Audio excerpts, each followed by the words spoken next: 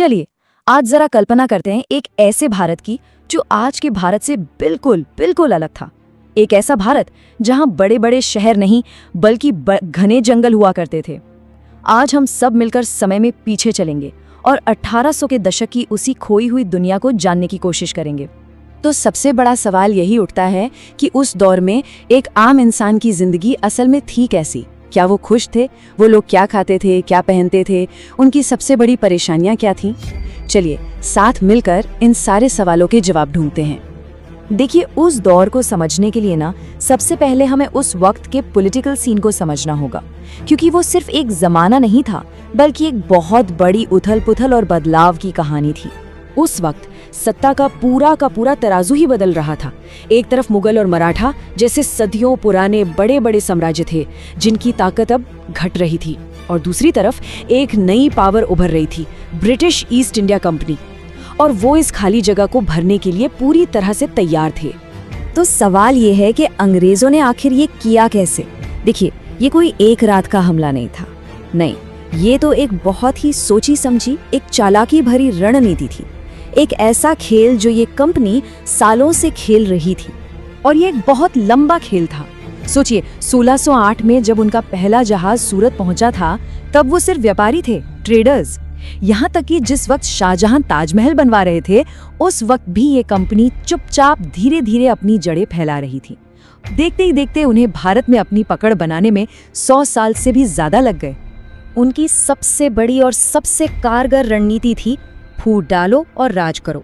उन्होंने बस ये देखा कि भारत के राजा महाराजा तो आपस में ही लड़ रहे हैं और बस इसी का उन्होंने फायदा उठा लिया। वो एक राजा का साथ देते, उसे दूसरे से लड़वाते, और फिर जब दोनों कमजोर हो जाते तो दोनों पर ही अपना कब्जा कर लेते थे। जैसे ही उनकी राजनीतिक पकड़ मजबूत हुई, उन्होंने भारत की अर्थव्यवस्था को अंदर से खोखला करना शुरू कर दिया। यहाँ के व्यापारियों पर भारी भरकम टैक्स लगा दिए, अपनी फैक्ट्रियां खोली और सारा का सारा मुनाफा सीधा ब्रिटेन भेज दिया। हद तो ये थी कि उन्होंने भारत के ही नौजवानों को अपनी फौज में भर्ती करके हम ही लोगों के खिलाफ इस्तेमाल किया, और बस यहीं से भारत के आर्थिक पतन की कहानी शुरू होती है। लेकिन इन बड़ी बड़ी राजनीतिक घटनाओं से दूर एक आम भारतीय की जिंदगी में क्या चल रहा था? चलिए अब उनकी रोजमर्रा की मुश्किलों और उनके जीवन को थोड़ा करीब से देखते हैं। आज हम हर चीज के लिए पैसे देते हैं ना, लेकिन उस जमाने में खासकर गांवों में ऐसा बिल्कुल नहीं था। वहां चलता था बार्टर सिस्टम, जिसका सीधा सा मतलब है चीजों की अदला बदली, मतलब सामान के बदले सामान। जरा सोचिए, एक किसान है जिसे दाल चाहिए और एक दूसरा आदमी है जिसके पास दाल तो है पर उसे गेहूं चाहिए, तो वो क्या करेंगे? बस आपस में 5 किलो गेहूं और 5 किलो दाल बदल लेंगे, हो गया काम। इसी तरह अनाज के बदले सब्जी या दूध, बिना एक भी सिक्का खर्च किए लोगों की जरूरतें पूरी हो जाती थी। लेकिन किसानों की जिंदगी आसान बिल्कुल नहीं थी। वो एक ऐसे चक्कर में फंसे हुए थे जिससे बाहर निकलना लगभग नामुमकिन था।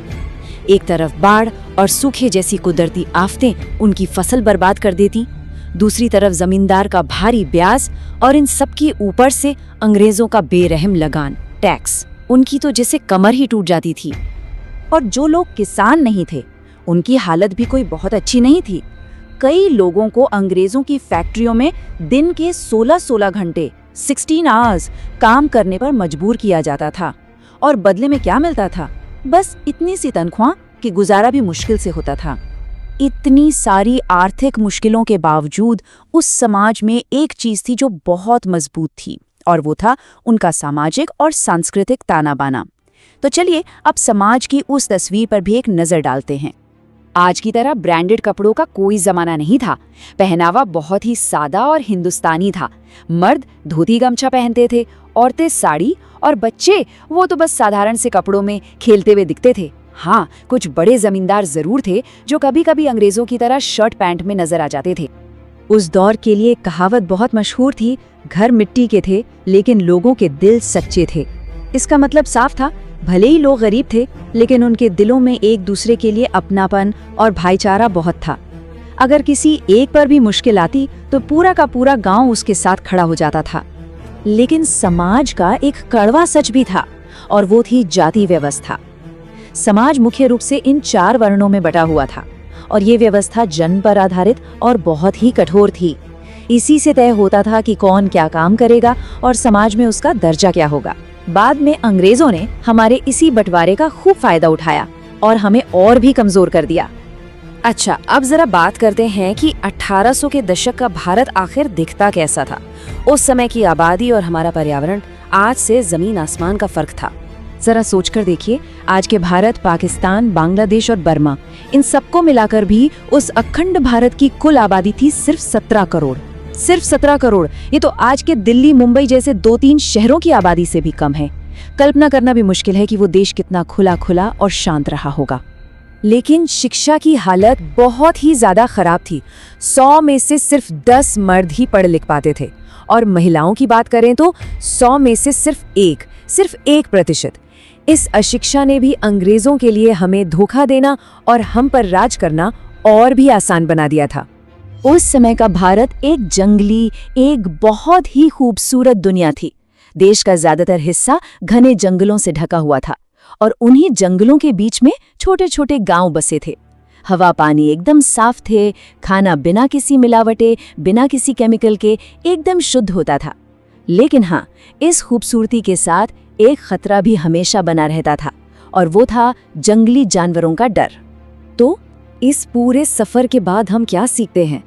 शायद यही कि 1800 का भारत एक ही सिक्के के 2 पहलुओं जैसा था। एक ही समय में अच्छा भी था और बुरा भी। ये विरोधाभासों से भरी हुई एक दुनिया थी। देखिए, एक तरफ लोगों के बीच मजबूत रिश्ते थे, साफ हवा पानी था और एक सुकून भरी जिंदगी थी, तो दूसरी तरफ भयंकर गरीबी थी, अंग्रेजों का शोषण था और जाति के नाम पर भेदभाव भी था। तो इसे ना तो हम कोई स्वर्ण युग कह सकते हैं और ना ही पूरी तरह से एक अंधकार युग। ये बस एक अलग ही जमाना था।